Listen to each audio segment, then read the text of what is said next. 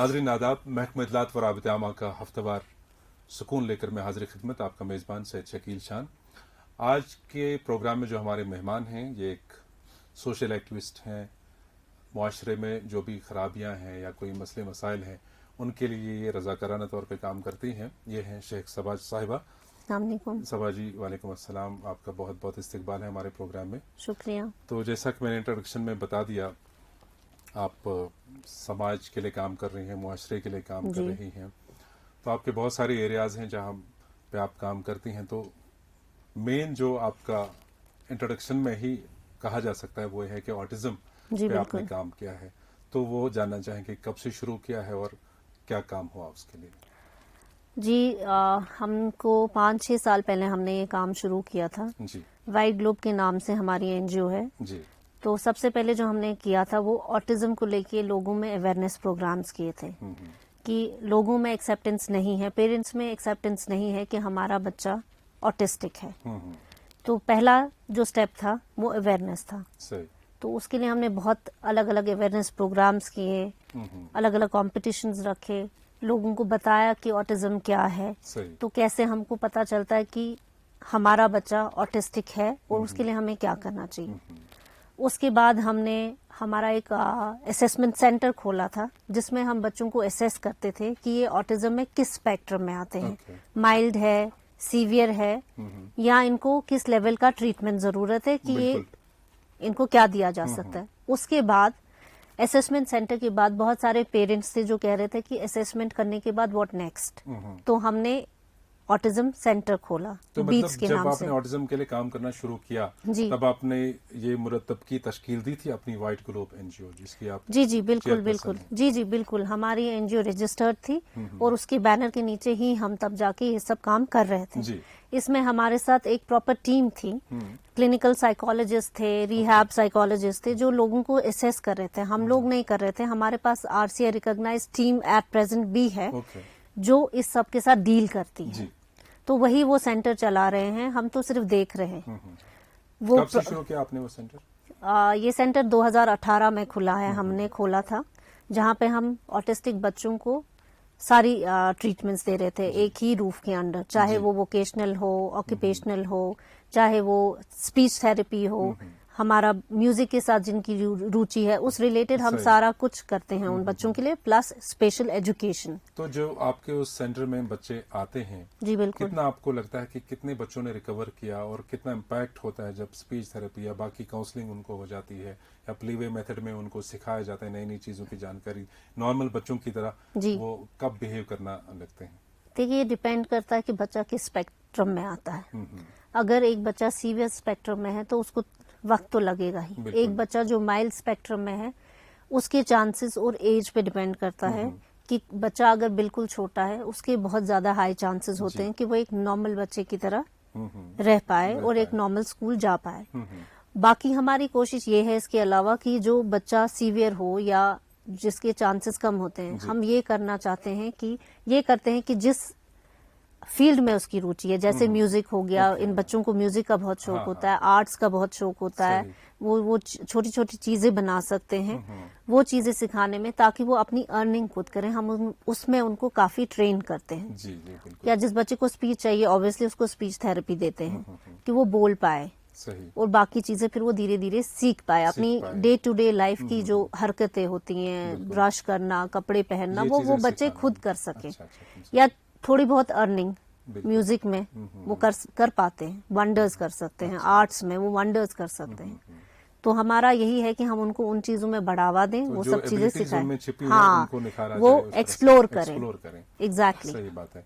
तो ऑटिज्म को छोड़ के आपने बहुत सारे काम किए हैं, जैसे मैंने कहा कि माशरे में जो भी हमें कोई बिद्दात होती है उनके खात्मे के लिए या उनकी रोकथाम के लिए, अवेयरनेस के लिए आप काम करती हैं। आपने काफी सारे प्रोग्राम्स किए हैं, जहां तक मुझे याद है विमेन एम्पावरमेंट के लिए भी काम किया है, मेंटल हेल्थ के लिए काम किया। तो कौन कौन से एरियाज आपने छू लिए, कहाँ कहाँ आपने काम किया? वुमेन एम्पावरमेंट को लेके देखिए, हमने जैसे आप देखिए स्किल सेंटर खोला हुआ है जहाँ पे हमारी लड़कियां ट्रेन हो रही हैं, सिलाई सिखाते हैं उनको, कटिंग वगैरह वो सिखा रहे हैं। जी। ताकि वो कुछ खुद अर्न कर सके, अपने पैरों पे खुद खड़ी हो चल सके। पाए। तो हमने उस एरिया में काम किया है। हमने वुमेन एम्पावरमेंट को लेके मैराथन्स कराए हैं, लड़कियों का अलग एक मैराथन कराया है, पर्टिकुलरली 1000 से ज्यादा लड़कियां थी, जिसमें हमारा मोटिव यही है कि लड़कियों में एक साथ बहुत ताकत है, अगर अलग भी हो वो हर माशरे में बहुत अच्छा कर सकती सही हैं। बात है। तो हम उनको अलग अलग प्लेटफॉर्म्स दे रहे हैं, चाहे वो स्पोर्ट्स हो, चाहे वो हमारा आर्ट्स हो, चाहे वो म्यूजिक हो, चाहे वो जिस भी फील्ड में उनकी रुचि है। हम चाहते हैं कि हमारे एनजीओ के थ्रू हर उस बच्चे को, हर उस बच्ची को एक प्लेटफॉर्म मिले सही बात। जहां वो जिंदगी में आगे बढ़ पाए। जी, जहाँ तक मुझे याद है रिसेंटली शायद 2 साल पहले आपने वेमेन ड्राइविंग का भी एक किया था। जी बिल्कुल।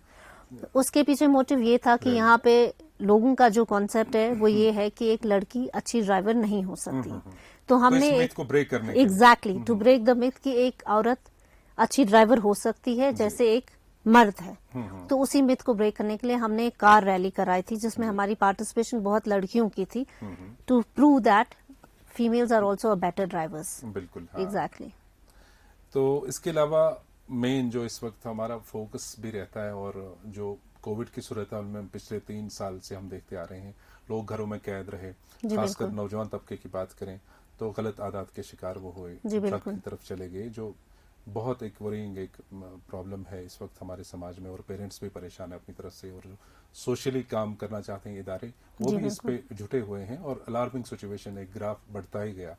तो इस हवाले से आपने ड्रग अब्यूज के बारे में जागृति, बेदारी पैदा करने के लिए काफी सारा काम किया है। जी, बिल्कुल। उस बारे में थोड़ा सा बताएं। आज की डेट में हमारा जो ड्रग्स का डेटा है वो बहुत ही ज्यादा हाई है।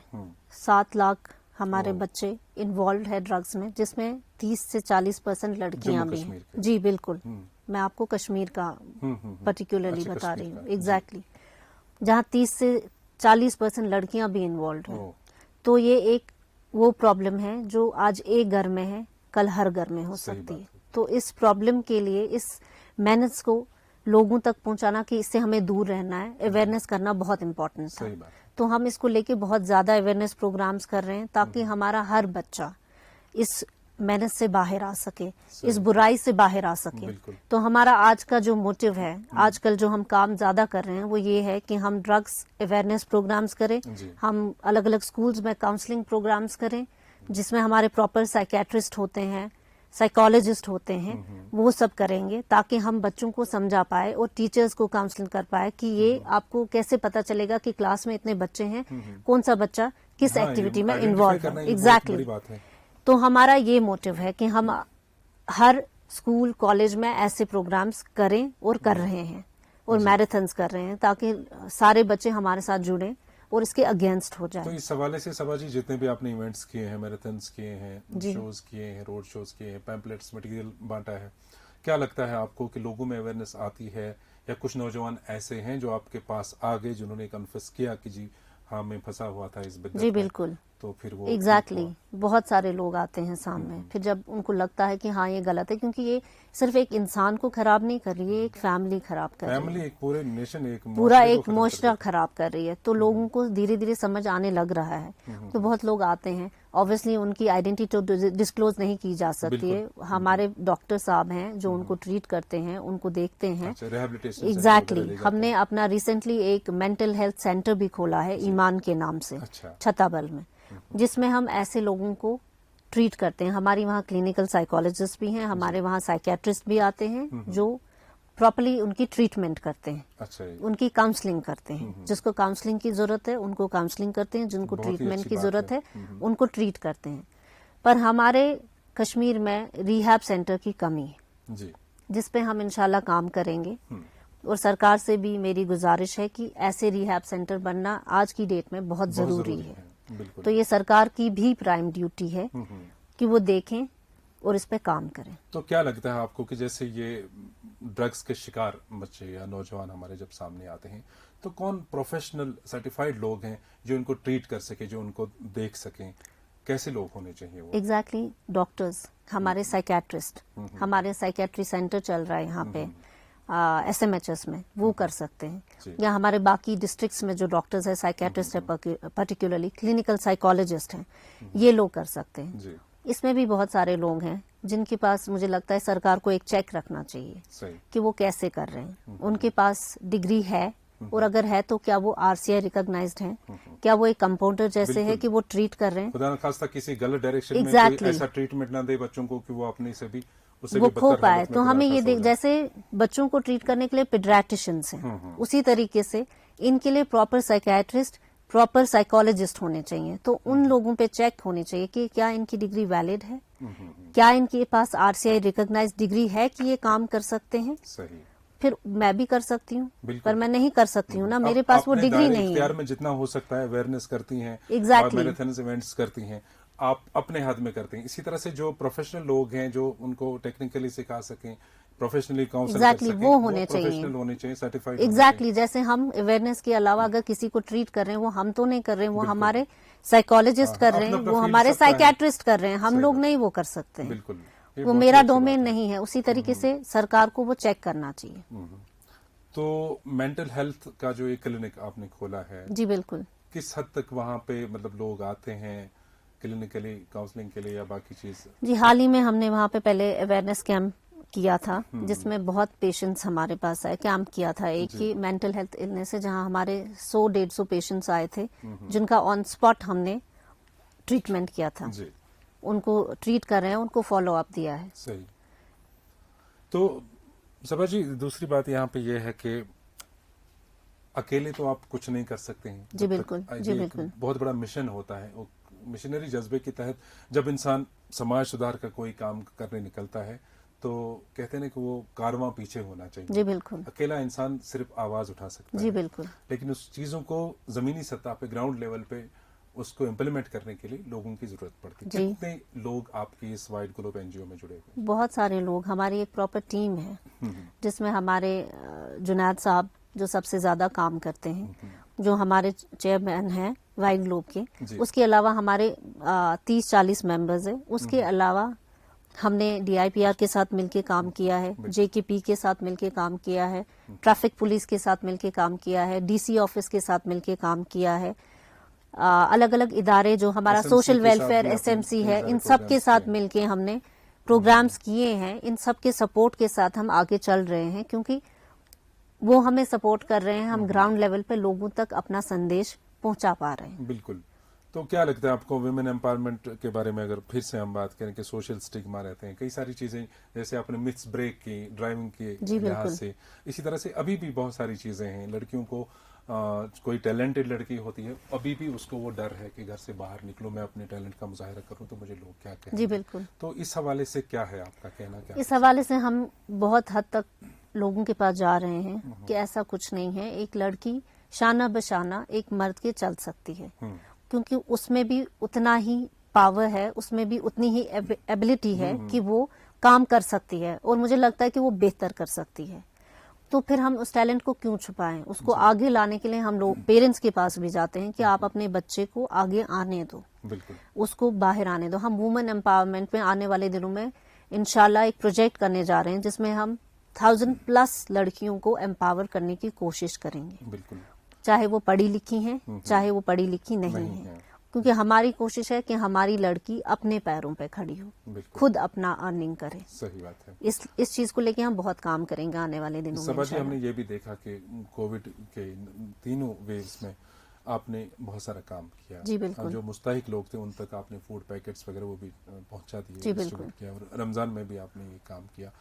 तो क्या लगता है आपको कि लोग आना शुरू हुए हैं, आपके साथ जुड़ते हैं इस खैर सगाली जज्बे के तहत, इस नेक काम के लिए लोग जुड़ते हैं? छोड़ दीजिए आपने जो लूप में लिए होते हैं डिपार्टमेंट्स, उनके अपार्ट, अगर लोगों की एज ए सोसाइटी बात करें तो लोगों का क्या रुझान रहता है, कैसा आपके जी साथ बिल्कुल, उनका? लोग भी अब समझने लगे हैं कि जिस लेवल का हम काम कर रहे हैं कि इनके साथ जुड़ सकते हैं। अच्छा। क्योंकि हमने कोविड के दौरान ऑक्सीजन सिलेंडर्स पे काम किया है, हमने फूड डिस्ट्रीब्यूशन हॉस्पिटल्स में किया है, हमने मास्क बांटे हैं, सैनिटाइजर्स बांटे हैं, राशन फैमिलीज को दिया है, 1000+ फैमिलीज एक वेव में, फिर दूसरी बारी भी रमजान में, इस साल भी हमने रमजान में फिर से दोबारा एक पर्टिकुलर एरिया में जाके किया है डिस्ट्रीब्यूशन। तो लोग ऑब्वियसली जुड़ते हैं, क्योंकि वो जानते हैं कि हम जिस ऑर्गेनाइजेशन के साथ जुड़ रहे हैं, वो इनको ग्राउंड trust कर रहे लेवल हैं, पे तो काम ground level पे कर कितना रहे काम करते हैं, हैं, वो सही काम बात दिख रहा है, हाँ। वो लोगों तक जा रहा है। अगर वो हमें सपोर्ट कर रहे हैं तो वो लोगों तक पहुंच रहा है वो चीज।